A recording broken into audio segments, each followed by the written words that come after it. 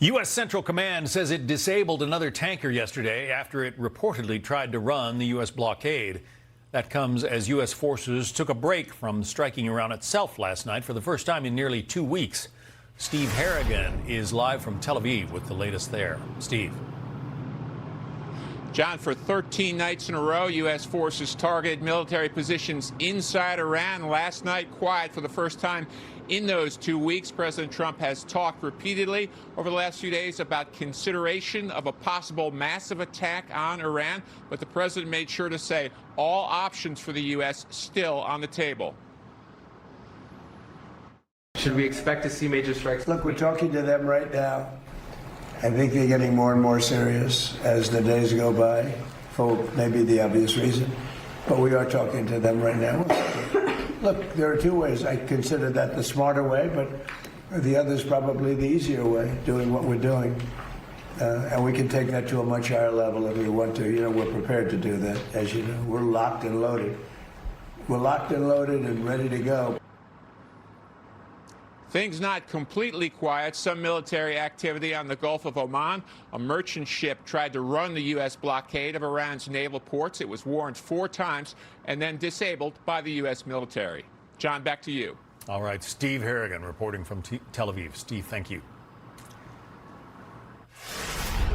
Meantime, the warfare in the Middle East is expanding. Yemen's Iran-backed Houthi rebels are now trading missile attacks and airstrikes with Tehran's regional rival, Saudi Arabia. They also say they are blocking Saudi oil from leaving the Red Sea, while the U.S. and Iran battle over the Strait of Hormuz. Dan Hoffman is a former CIA station chief in the Middle East. He's also a Fox News contributor. Dan, so why are the Houthis all of a sudden jumping into this battle? Well, there's been a long-running war between the Houthis and Saudi Arabia. They fought a war back in 2015. It lasted off and on almost 7 years before hostilities ended. And, of course, viewers will remember that the United States took the fight to the Houthis last year for a couple of months and bombed their radar facilities, their drones, and their missiles arsenals as launch sites as well.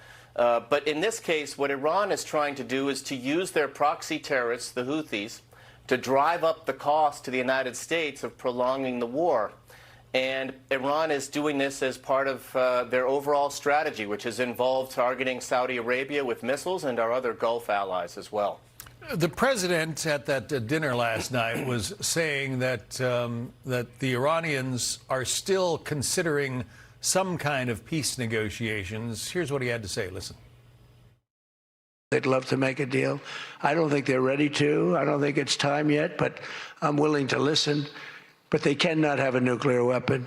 We don't want to see Washington, D.C., or any of our cities, or Israel, or frankly, the Middle East, destroyed with a nuclear weapon, because I know the power of nuclear weapons. I see it. I get to see it. We're not going to let that happen. So this is all about, we will not let them have a nuclear weapon. And they would use it. There are a lot of analysts, as you know, Dan, who say that Iran wasn't really trying to get a nuclear weapon. What's your view? Well, first, just following up on what the president emphasized, I think President Trump has made it pretty clear that there's a diplomatic off-ramp if Iran would like to take it. That's, I think, why the president telegraphed our capability, if not our intention, of launching additional massive strikes on Iran, but we haven't followed through. I don't know that I see any evidence, and I haven't seen any to this point, that Iran is willing to negotiate in good faith. They've made the Strait of Hormuz the center of gravity for the war, and they're not interested in negotiating over their nuclear program or their ballistic missile and drone arsenals, as well as their support to proxy terrorists. And that's going to be the challenge that the Trump administration faces going forward. The New York Times put together a piece based on American intelligence that suggests that, if anything, Iran is more eager now to pursue a nuclear weapon. The headline, Iran's new leader is more open to pursuing a nuclear weapon, U.S. intel says.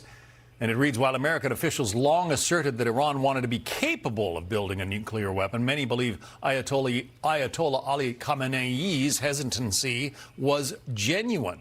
But U.S. intelligence agencies believe that Mojtaba Khamenei and the harder-line government that emerged after the United States and Israel killed many of Iran's previous leaders have ambitions to develop advanced nuclear weaponry. If that's the case, then, bombing their nuclear sites and preventing that seems like it could be a worthwhile endeavor.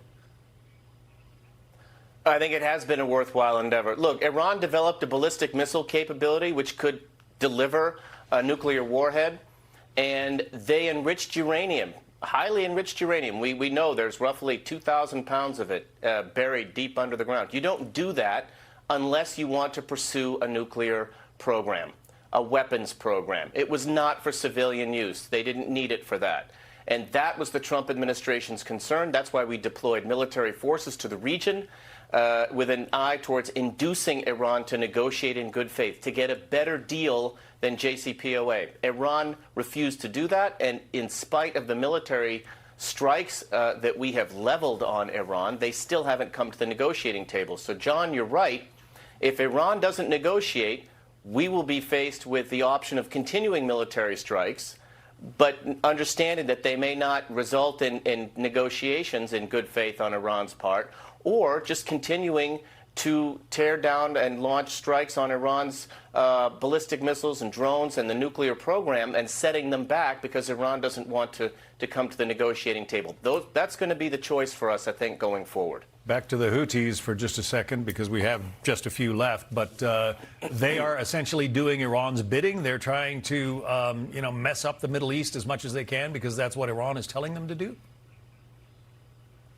Yeah, that is the definition of a proxy terrorist. They are Iran's partners, and that's why they launched attacks on Israel after Israel took the fight to Hamas, when Hamas launched that brutal and barbaric attack on Israeli civilians on October 7 years ago. And I think that Iran knows that they get a lot of strategic depth out of using the Houthis to launch strikes on Iran's own enemies.